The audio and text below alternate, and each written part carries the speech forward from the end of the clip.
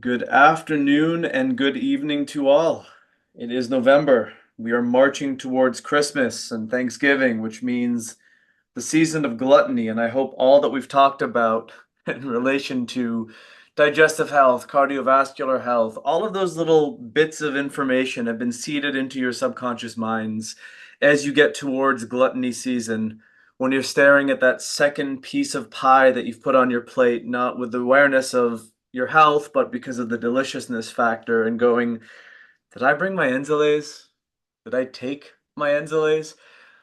The reality of life is not meant to be an orthorexic, oh my God, I can't enjoy myself. But what's wonderful about being a health professional or a health enthusiast is you have knowledge and insights not only as to how things work, but how to make those things more practical in your life in order for you to not necessarily suffer the consequences. The topic of today, which is a continuation from last month, which we went through protein digestion from a dietary perspective. And that's really from the perspective of the company and the perspective of dealing with your clients. That's likely going to be more the problem with most people because as a digestive wellness company, we do focus on the act of digestion. My goal today is to bridge the gap from the first part of digestion from a dietary perspective to the concept of hard to digest proteins and introduce our DPP4 supplement, which we call glutathione, but also talk about the role of undigested proteins in the body and also give some more context and clarity to that specific topic. Because we have often said, systemic enzymes clean up undigested proteins in the body. It's a very general statement, and it's not an untrue statement, but I think it's a statement that needs to be contextually broken down because we don't have this list of general proteins floating around in our body. Anything in the body is a strategic thing that the body is doing in order to get back to a place of homeostasis. So if we have things getting into our systemic circulation and finding their ways to organs and causing a deposition or an immune-like reaction as a result of that, it's that thing that I do want to do justice in clarifying and also giving some insights clinically because I believe, given what I see clinically and also what I've researched and read, that process is pretty much tied to the degradation or the dissolution of vitality and health because those processes by nature are immunostimulatory, not in an optimal way. So without further ado, let's get into today if my computer would work with me. So last time we went through digestion of protein as a process. So we have to understand that if we don't know and focus on that process when dealing with something clinically, we're leaving so much on the table for a multitude of different reasons.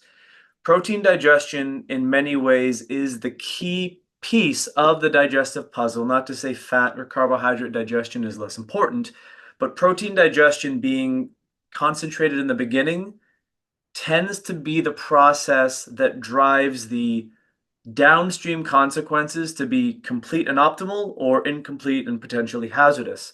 Specifically, if we're not breaking protein down in the stomach because we're not chewing and we're not making enough stomach acid, we don't break large proteins down to small proteins, we don't ionize minerals, we don't absorb the food properly, and we don't necessarily neutralize these incoming harmful visitors that usually are bacteria or things that are hitching a ride into your physiology on the food you eat.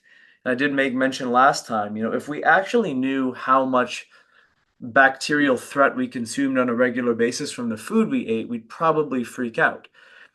But in addition to keeping us safe and not allowing food poisoning to become a hobby of ours, the other thing is digestion regulates the inner environment of what I'm going to call an organ, because I believe the microbiome is not just a body system, but it's its own organ because it has so many different axes that connect to system-wide communication, specifically in the immune system and the body. So if we're not digesting properly, each opportunity to not digest, it's not necessarily an opportunity, each moment where we don't digest creates an opportunity for the body to be stressed. And every time the body is stressed, the body loses energy and vitality. And instead of moving towards or sustaining health, or unfortunately moving away from health, The hard part about being human is these things happen so slowly, and there's so much that goes on in a day, in a week, in a month, to where we're not present necessarily until something is truly problematic. So the core takeaway, protein digestion anchors the internal health of the body in so many ways, specifically the ways that I just mentioned, and a lot more, obviously. The other core takeaway is the maldigestion of proteins will, over time, wreak havoc on the body in an ever-increasing complex fashion.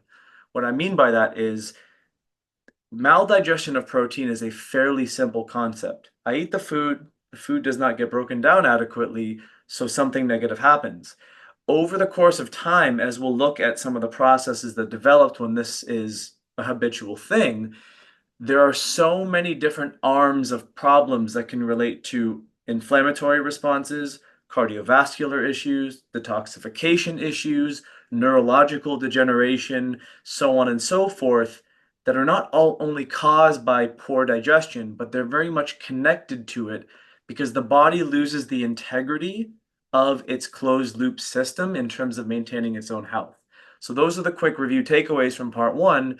And for those who are visual, it's all about understanding that if we do not take large proteins in the form of the steak, the chicken, the fish, the protein powders we consume, and break them down to smaller and smaller constituents, ultimately what we want to do is we want all of the enzymes that we make. Yes, this fun and very busy graphic is back.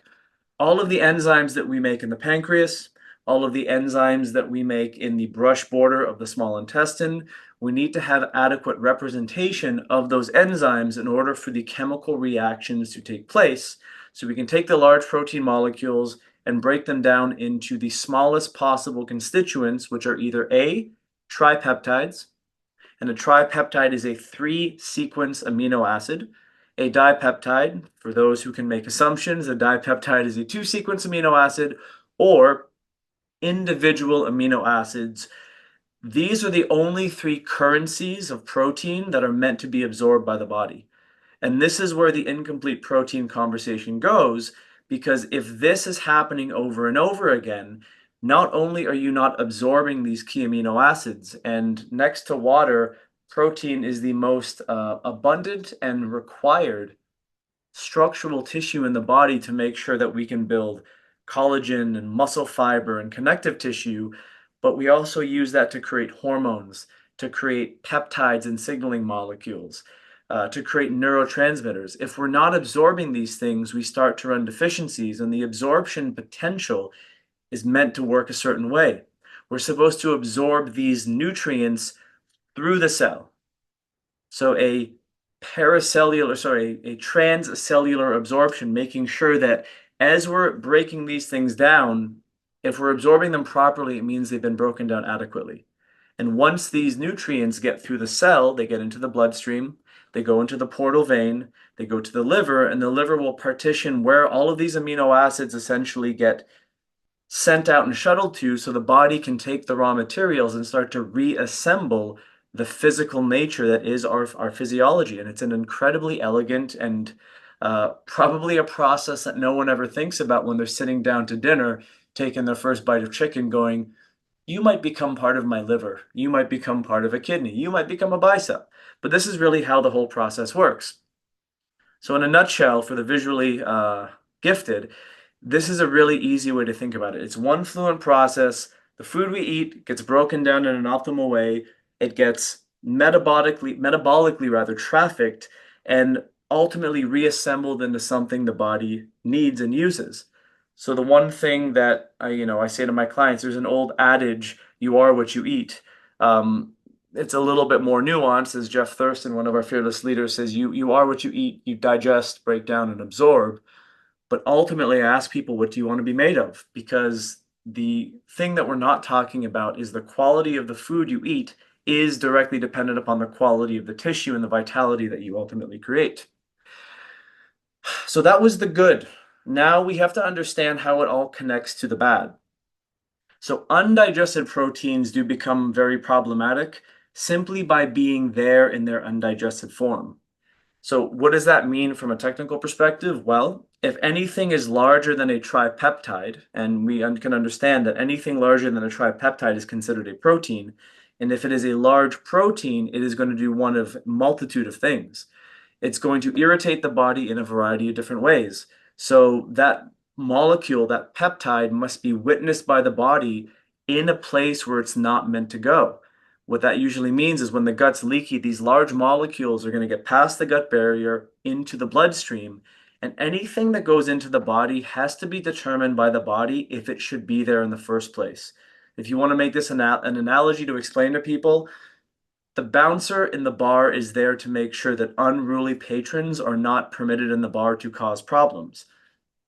The bouncer is an immune cell in this regard, specifically an antigen presenting cell, because all proteins have this little tag on them called an antigen, and that's how the body determines what's adequately meant to be there and what is potentially harmful or detrimental to be there. So once the body has become habituated to certain incompletely digested proteins getting into the bloodstream, it has to do something about it. So it generates this identification tag. And after the antigen has been identified, the body starts to make this thing called an antibody. And an antibody is a signaling molecule that influences your adaptive immune system. So every time an antigen becomes present because a food is there and it's not completely broken down, or that food has deemed to become problematic, a sensitivity, a food allergy, then the antibodies are automatically created and they surround this antigen to direct the immune system as to what to do. So each time the person is consuming something that their body has become sensitized to, it generates an immune response, which leads to some sort of pro-inflammatory signal, a cytokine release, and therefore biochemical stress, which ultimately shows up as the person experiencing a symptom. If someone eats a food and then multiple days later they start having a random migraine headache or brain fog or potential joint pain, and they for the life of them can't think why they're experiencing that or what they did, that is a sign of a delayed food hypersensitivity. And this is the story from a digestive perspective as to where the good goes bad in the context of protein digestion. So it doubles down on if you're not digesting your protein, this is happening insidiously under the surface. We can't necessarily feel this happening in real time, but every time you eat, you have an opportunity to nourish your body or you have an opportunity to stress your body. And it's not just food particles that are problematic. Our digestive system is an incredibly wonderful absorptive barrier. It's designed to be that way to maximize our opportunity to sustain our livelihoods physically and to thrive with getting as much nutrition as possible from, in some cases, the minimal amount of food consumed. But over time, when we eat certain things, when we stress our system, specifically our guts, that single layer of cells becomes hyperpermeable. So it becomes a better absorptive barrier, which in this case is not a positive thing, and it becomes a much more worse protective barrier. So it's not just food getting into the body potentially undigested. And when we eat certain foods like gluten, like certain dairy proteins, peanuts, almonds, soy seem to be the common things that I've seen clinically. They seem to exasperate because they're hard proteins to properly break down. So if we're not enzymatically capable of breaking down some of these challenging proteins, this is the reason we start to develop a host of food sensitivities because the average North American diet is very rich in these unfortunately hard to digest foods. But in addition to that, our gut is full of bacteria, full of bacterial endotoxins, full of viruses, full of environmental compounds and various other things that can also gain access to this easy to traffic through and fragile physical barrier that we call an epithelial layer. So that is kind of the introduction of the bad and the ugly, because there are things that we can do, but we'll talk about that before we get into the real ugly in terms of the symptomatic clinical manifestations of what does that mean for our health long term. So DPP-4 is the thing I want to highlight today. Why? Because it is the star of the show in our glutathione product. And DPP-4 is a really interesting thing to be talking about right now, because if you punch in DPP-4 to Google, all you get is information on DPP-4 inhibitors, because the medical system is using this as a drug target to block the synthesis of DPP-4 to help manage metabolic disorders a little bit more efficiently. We'll talk about that again at the end. But DPP-4 is not just something that relates to the insulin release and glucagon release of the pancreas. DPP-4 is an endogenous enzyme. It's a protein that is made by most cells in the body because it is a multifactorial targeted enzyme. So its real job is it breaks things down like a true enzyme does. It cleaves bonds within proteins, and it's also a signaling molecule. So the two areas of the body where it's most action-oriented and relevant are in the immune system as a way to signal the activity of the immune system as a whole through the individual immune cells, or on the metabolic side of things to help regulate things like blood sugar and insulin and glucagon, so incretin hormone release. So DPP-4 in the context of its presence in the body is actually a very useful molecule, and there may be some things when it comes to DPP-4 inhibition that are good to know if you're dealing with clients who are on GLP-1 agonists and things such as that nature. For those who like a visual representation, this is really where DPP-4 kind of exists in the spectrum of physiologic influence, as I said. But the important things to remember is in true enzymatic fashion, it cleaves bonds specifically where there are proline, the amino acid proline binding to other amino acids. They're very hard to cleave bonds, and this enzyme is very strategic in doing that. And in doing so, it can inactivate or activate certain hormones or neuropeptides, and it can also signal specific activities to up or down regulate the activity of all the immune cells you see at the bottom there. So what does it do in a micro view? How are we going to frame the use of DPP-4 supplementally? Because taking glutathione actually isn't going to do anything to target blood sugar regulation. Well, DPP-4 is present in the gut. It's actually contained in the cells of the microvilli in the small intestine. And if anyone could actually answer this question, I would say right now, well, what are the microvilli responsible for, and why is the small intestine so prevalent or so relevant? And that's because all digestion and absorption takes place in the small intestine. So the body has the awareness to know that this peptide, this enzyme rather, might be acting upon specific peptides from a regulatory perspective, but it's also there to help us with an element of physiologic shortcoming that humans have. Celiac research has driven a lot of the understanding when it comes to DPP-4, and the ultimate manifestation of a gluten problem is celiac disease, where the autoimmune attacking of the small intestinal absorptive cells, the microvilli, is triggered and stimulated by becoming overly sensitive to gluten protein because humans lack the ability to enzymatically digest the specific proteins in grains called gluten and gliadin. So therefore, some people who have either low quantities of DPP-4 synthesis, potentially genetic predisposition and environmental considerations, their system is a hyper response because of an overconsumption of gluten and the inability to deal with the irritation that comes from that. There are non-celiac gluten responses.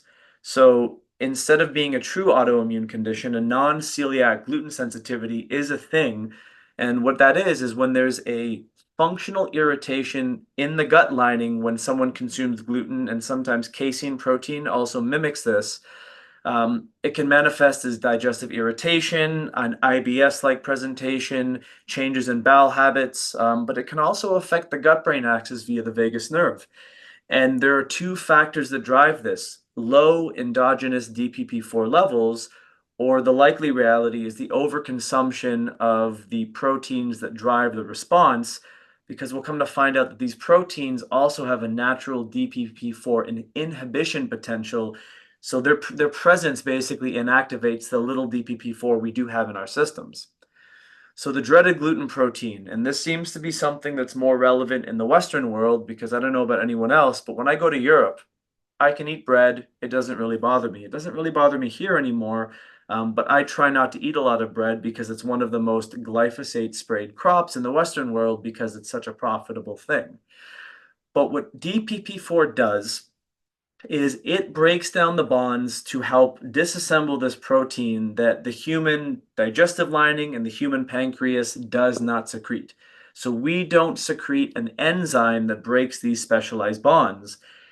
Thus, DPP4 acts as a little bit of a, when a table's wobbling and you wedge a coaster underneath, that's kind of how DPP4 works.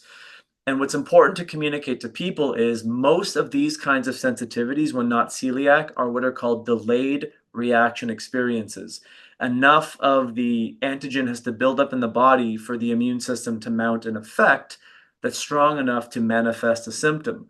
So it's even more important to tell people that if they are known gluten sensitive individuals, and they might have the ability to have cross contamination because it's trace residues of gluten that DPP4 is really going to be an absolute insulation against. I don't want to give the false impression that you can go out and have a large cheese pizza and nothing will happen to you. That probably will be a very bad choice for a gluten and dairy sensitive person because that is the belly of the beast, but it sure is delicious. But it may still help to some degree where they're not going to be as destroyed the next day. The other thing that happens with consumption of these proteins is because the structure of the amino acid sequence doesn't get enzymatically broken down, and once they get into the body and the circulatory system, they can actually bind to opioid receptors in the brain, thus mimic the effects of opioid drugs. I know it sounds crazy, but if you ever have someone as a client who has a severe food addiction, it's beyond logic.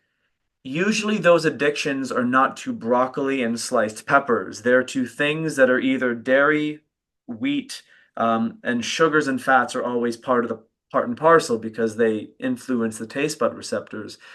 But the structure of the gluten protein can bind to this receptor and it becomes something that the brain becomes highly addicted to. There is a neurofeedback that's a very pleasurable thing that drives certain kinds of people to addictive behavioral patterns of binge eating or addictive eating certain kinds of food. So, what DPP4 does is it helps to break down these, again, very hard to break down bonds to make the person's addiction potential reduced.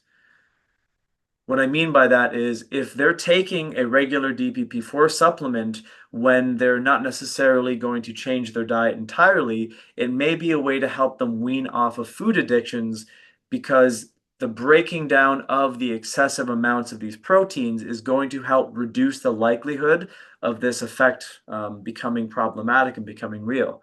There's a really, really good article on the Great Plains website. I believe they're now called Mosaic Labs, but if you type in DPP4 and gluteomorphine, it'll take you to this article that explains a lot of the details. It's where I got a lot of the research for this today.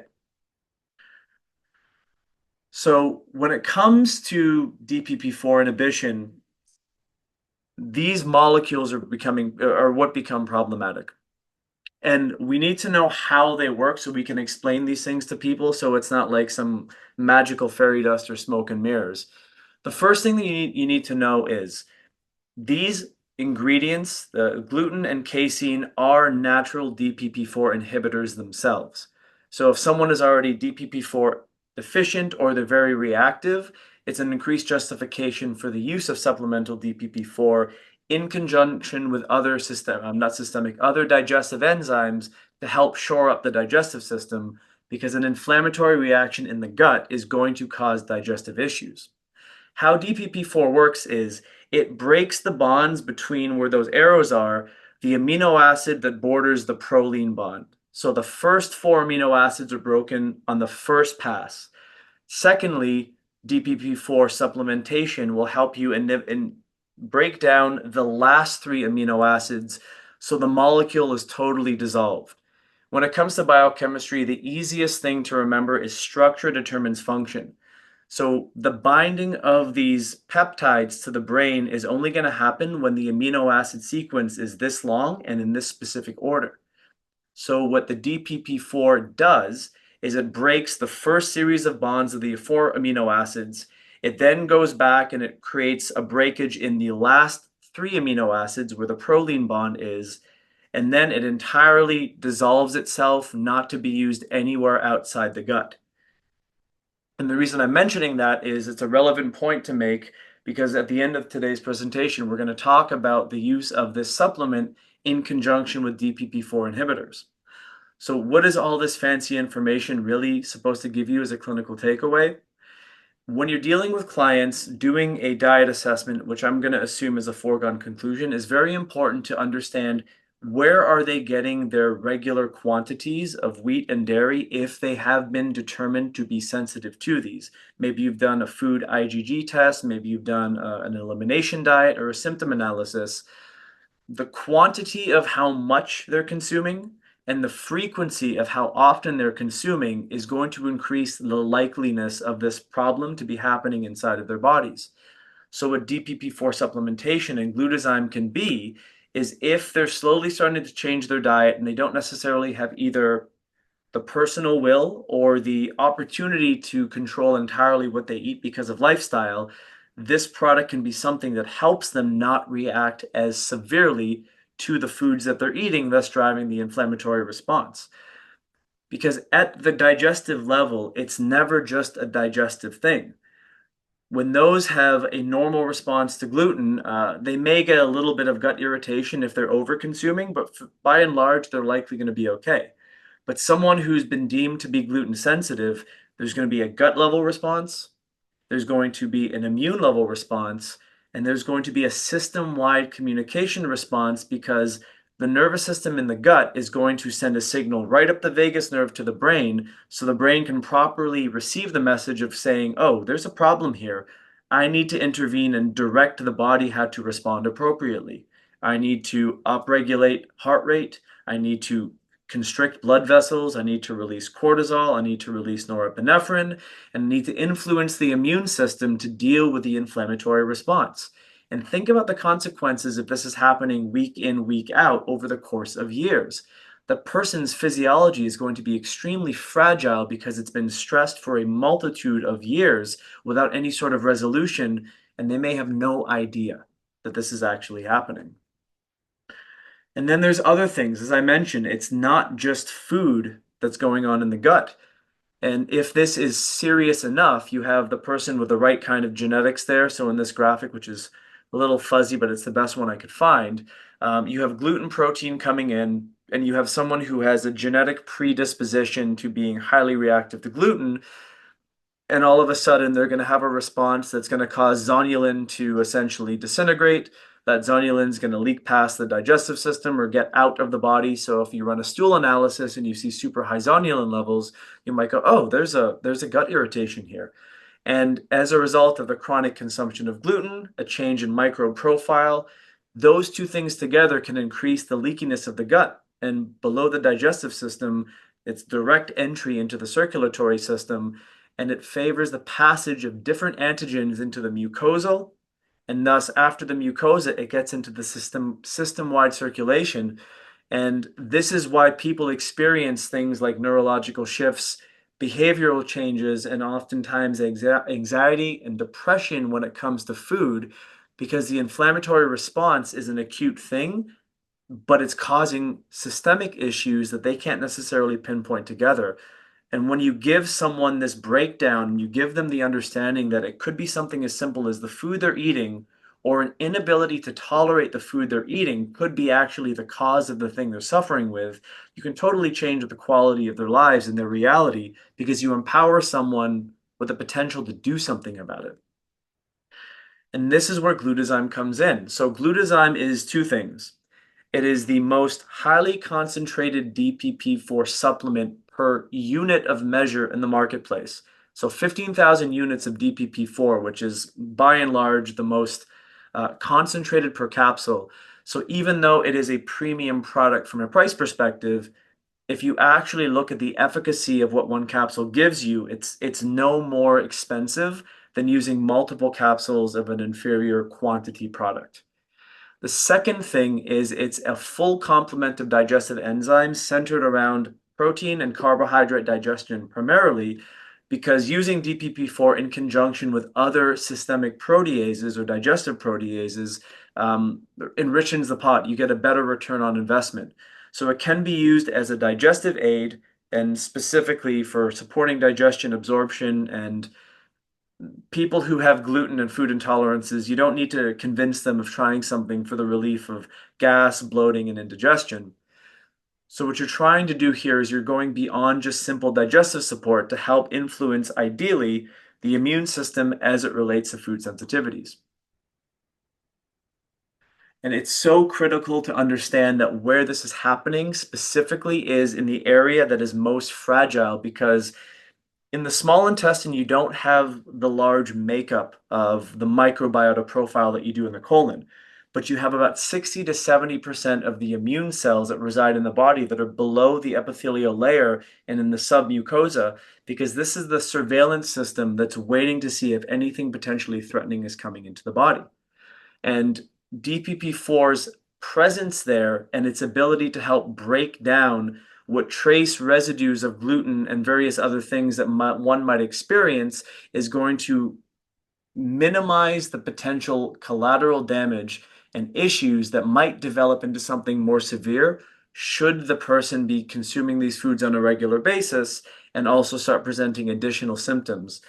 Because if you look at the context of the development of a multitude of different autoimmune conditions, not just celiac alone, there's a strong correlation to the relationship with food tolerance, immune stress, and the inability to tolerate foods that are consumed on a regular basis that typically drive these things.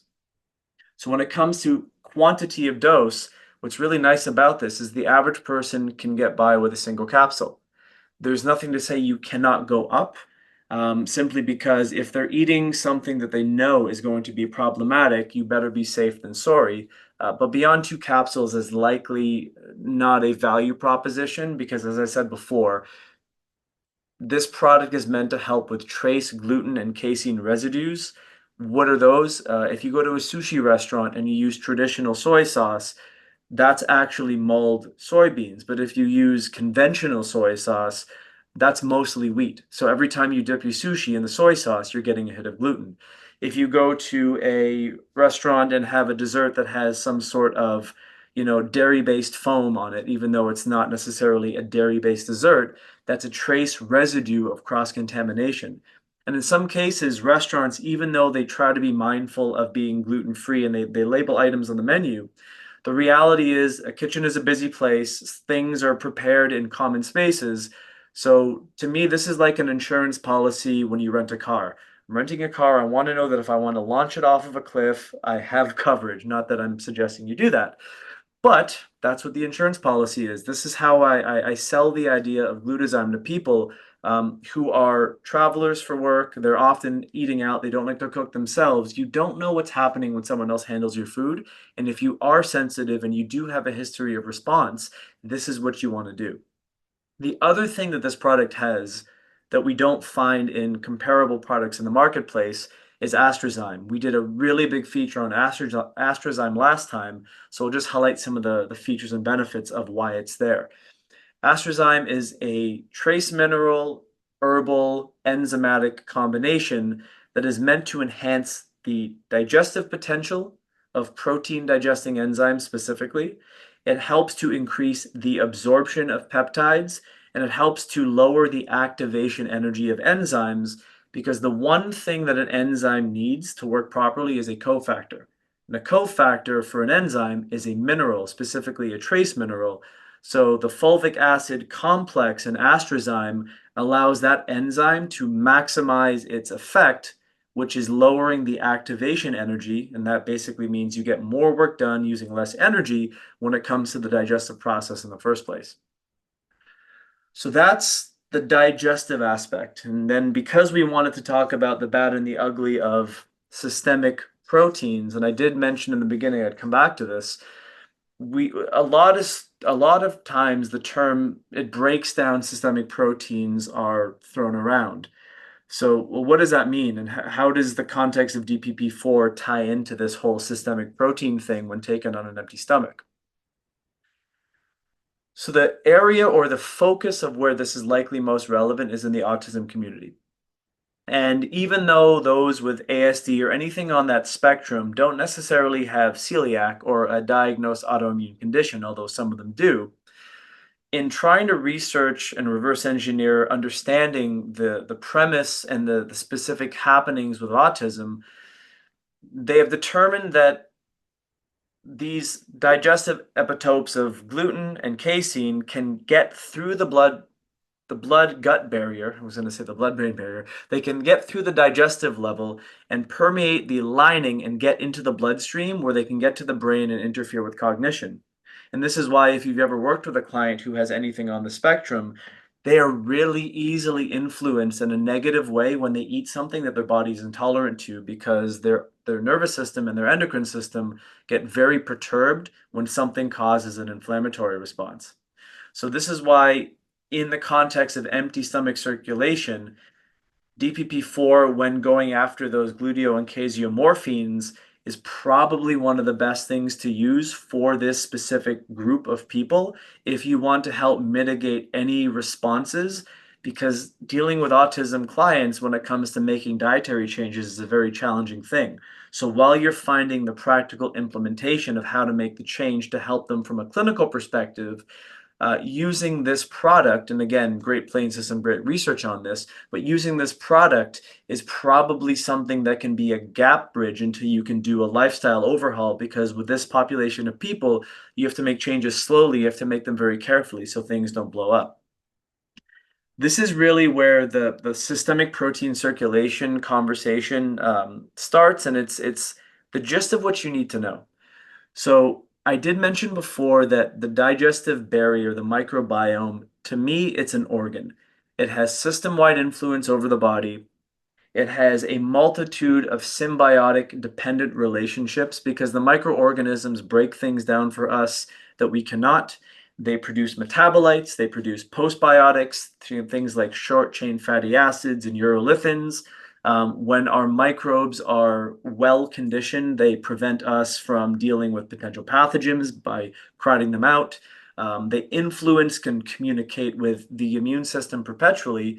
So if this area is problematic, and what I mean by problematic, I mean you have a profile of microbes that is not harmonious. So you have dysbiotic potential.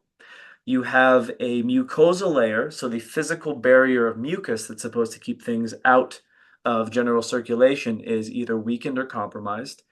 You have weak tight junctions. You have dysfunctional Paneth cells, which secrete different antimicrobial peptides.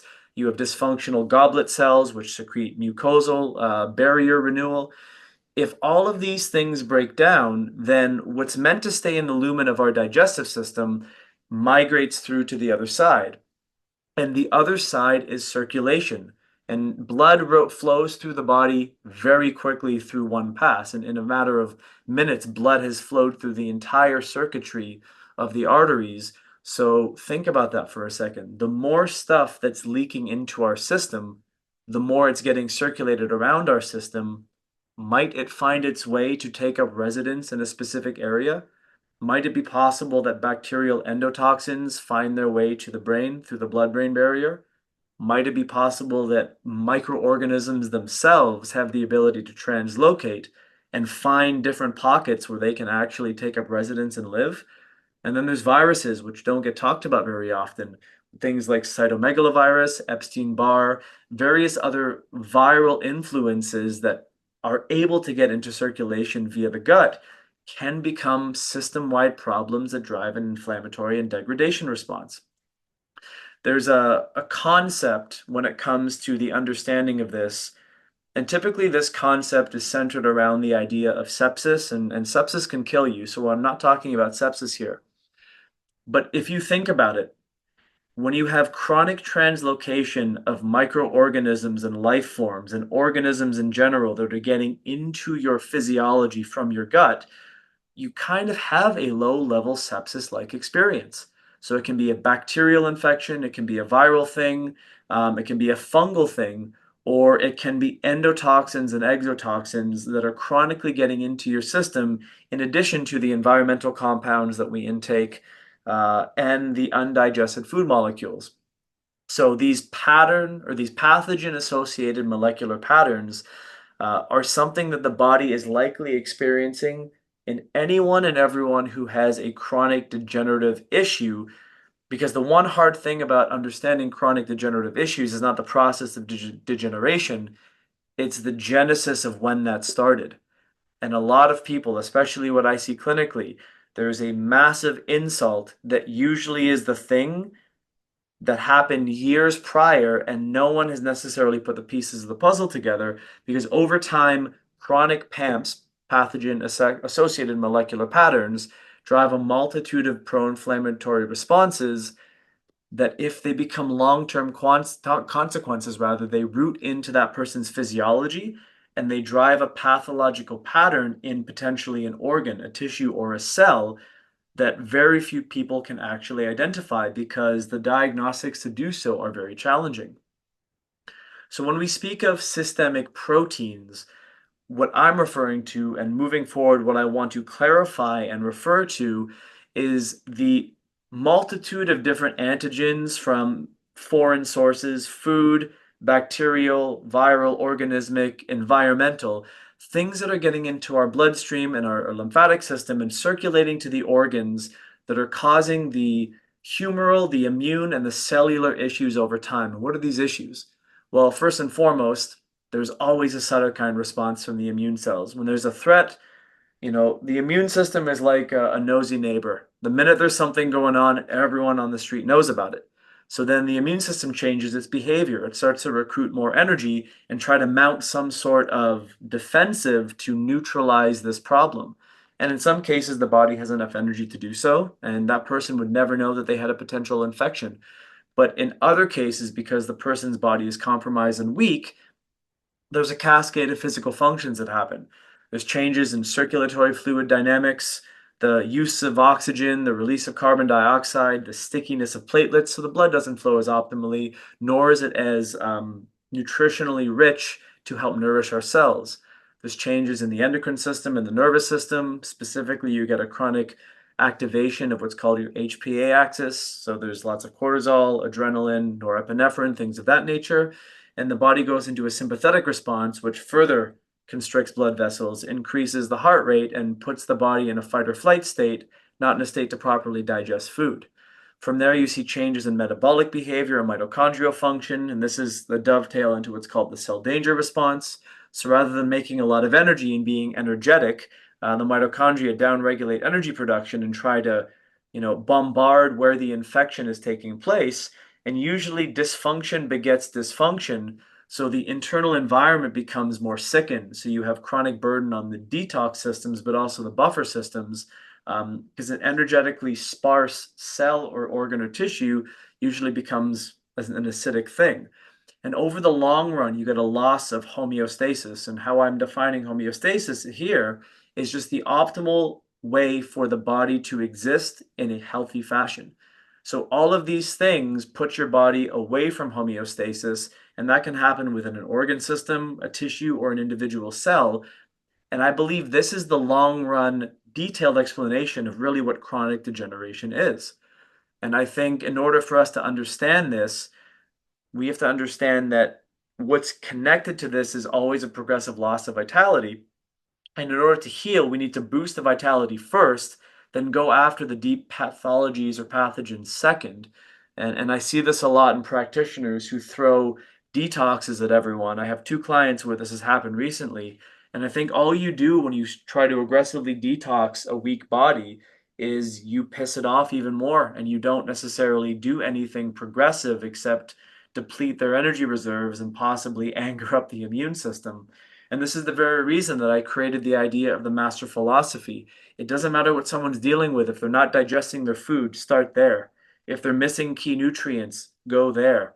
If they have the ability to maybe deal with some of the more pathologically infectious stuff, maybe start doing some digestive cleansing, but don't go super hard and heavy after the problem without making sure the body is energetically prepared enough to deal with it, but also optimally suited to detoxify and remove and vacate these waste materials via the digestive system moving on a regular basis, the body moving on a regular basis, both in urine frequency and actual breath and movement itself. And the person's ready for such things.